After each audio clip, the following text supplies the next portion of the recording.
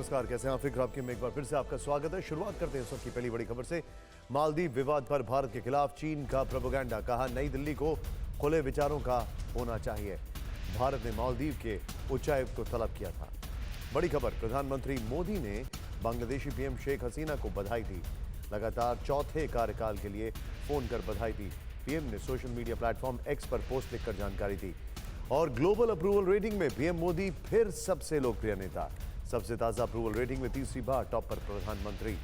77% approval rating मिली। Rating में Biden 11वें number पर हैं। और गुजरात में सीरियल बॉम्ब ब्लास्ट का प्लान बेनकाब। गिरफ्तार आईएसआईएस आतंकी शहनवाज ने किया खुलासा। गुजरात के कई शहरों में ब्लास्ट की थी तैयारी। और बिल्किस बानो के दोषियों को फिर जेल जाना होगा।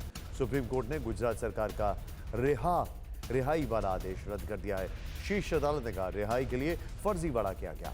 और राजस्थान में विधानसभा चुनाव के बाद बीजेपी को लगा झटका। श्रीकरणपुर विधानसभा सीट से कांग्रेस जीती। रुपिंदर सिंह ने बीजेपी के मंत्री सुरेंद्रपाल को हराया।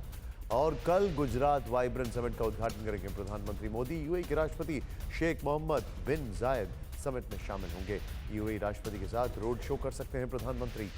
बड़ी खबर, दिल्ली में कांग्रेस और आम आदमी पार्टी की बैठक हुई है। पंजाब और दिल्ली में सीट शेयरिंग को लेकर चर्चा हुई है।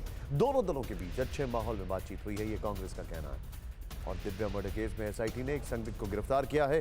पंजाब में 2 टीमों के साथ अब तक 6 टीमें तैनाती गई हैं। हत्या की पूरी योजना अभिजीत ने बनाई थी, पुलिस का ये कहना है। इन सभी खबरों के साथ अब आपको बताते हैं कि कर्टन रेजर में हमारे आज कौन कौन सी बड़ी खबरें हैं जो आपके लिए देखना जरूरी है। पहली बड़ी खबर जो इस वक्त हमारे सामने वो ये है कि मालदीव के राष्ट्रपति मोइजू आज चीन पहुंचे हैं। उनके बीजिंग दौरे के बीच जिन्ना की इतनी चर्चा क्यों हो रही है? दूसरी खबर, कल पीएम मोदी के दोस्त यूएई के राष्ट्रपति भारत आएंगे। उनके इस दौरे से पाकिस्तान क्यों परेशान? तीसरी खबर, बिल्किस बानो को न्याय वाले 251 पन्नों में क्या लिखा हुआ? सर्वोच्च अदालत ने फैसले में किसे कहा फ्रॉड किया? चौथी खबर, अमेरिका देखता रह गया और पड़ोस में फिर हसीना सरकार बनी। बांग्लादेश चुनाव में भारत चीन की केमिस्ट्री हम आपको दिखाएंगे। पांचवी खबर, इंडिया अलायंस में सीट शेयरिंग पर झगड़ा क्यों है? 4 राज्यों में कांग्रेस की चुनावी गाड़ी कहां पर फंसी हुई है? फिक्र आपकी की शुरुआत मालदीव की खबर के साथ करते हैं, जो प्रधानमंत्री मोदी के अपमानजनक टिप्पणी के मामले में लगातार बैकफुट पर है।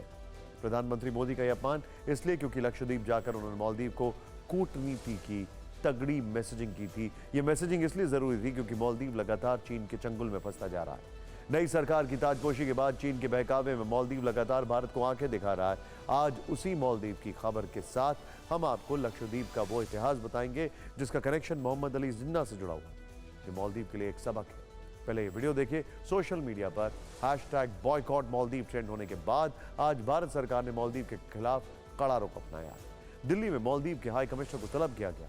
सूत्रों के मुताबिक भारतीय विदेश मंत्रालय ने मालदीव के मंत्रियों की आपत्तिजनक टिप्पणी पर हाई कमिश्नर के सामने कड़ी आपत्ति जताई है, जिस पर उन्हें सफाई देनी पड़ी है।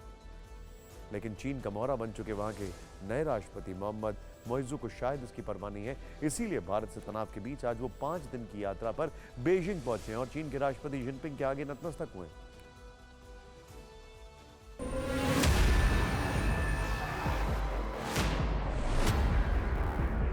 मोइजू का पूरा चुनावी कैंपेन भारत विरोधी था। उस दौरान उन्हें चीन का भरपूर साथ मिला।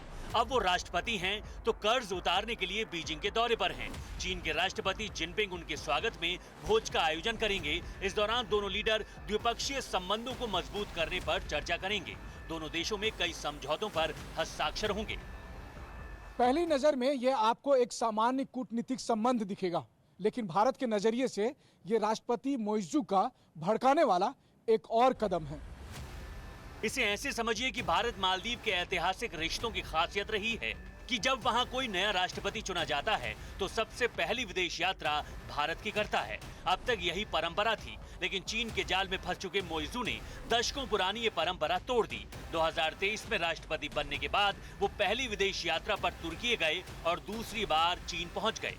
जबकि ये बात मोइजू भी ठीक से जानते हैं कि इसमें उनके देश का फायदा कम और नुकसान ज्यादा है। वो भी तब जब मालदीव पहले से चीन के कर्ज जाल में फंसा हुआ है। IMF का डेटा कहता है कि इस वक्त मालदीव पर चीन का बहुत भारी कर्ज है, जो करीब $1.3 बिलियन है। मालदीव की पूरी अर्थव्यवस्था करीब 40,000 करोड़ रुपए है, जिसमें चीन का कर्ज करीब 25,000 करोड़ रुपए है। मालदीव की आबादी 5.21 लाख है और इस लिहाज से एक नागरिक पर चीन का कर्ज करीब 4,80,000 रुपए है। बात जहां तक चीन की है तो चीन मालदीव को इसलिए भाव दे रहा है क्योंकि यहां से वो हिंद महासागर में दखल बढ़ा सकता है और सिर्फ 700 किलोमीटर दूर भारत के लिए नई मुश्किलें खड़ी कर सकता है।